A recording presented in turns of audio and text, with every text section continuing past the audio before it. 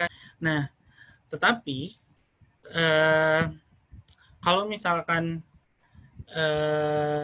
editor atau reviewer itu kan mereka menerima jurnal dalam jumlah besar. Kalau reviewer tentunya mereka juga sibuk dengan tugas akademik mereka. Kalau editor, mereka bisa dapat misalkan 100 paper per minggu. Tentunya gimana cara mereka bisa membaca satu-satu. Nah,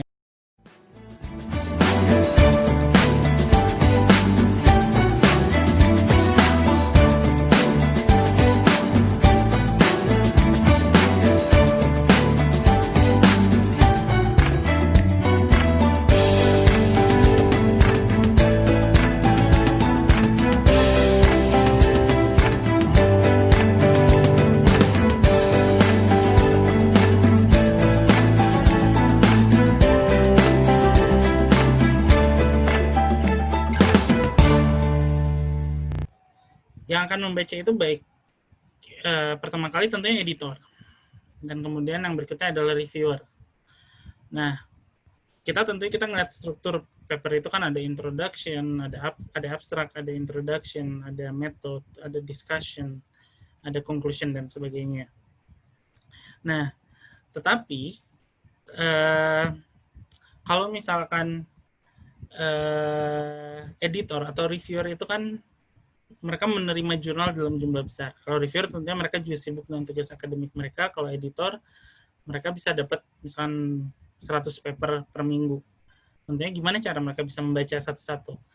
Nah, jadi mereka hanya punya waktu ya kurang dari 5 menit. Jadi yang paling penting itu apa? Judul itu harus baik, mudah dimengerti. Kemudian yang bakal dilihat berikutnya adalah table of content figures-nya. Jadi atau gambarnya itu sendiri seperti apa.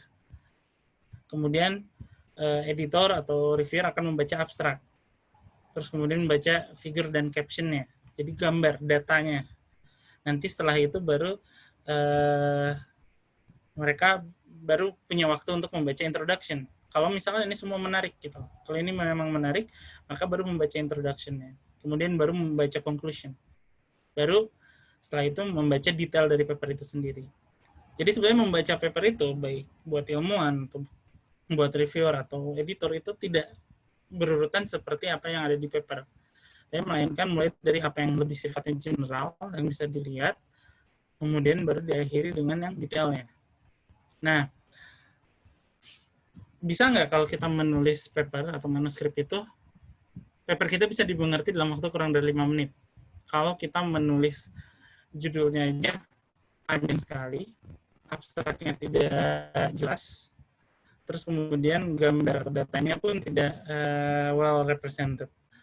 Itu bakal sangat sulit sekali.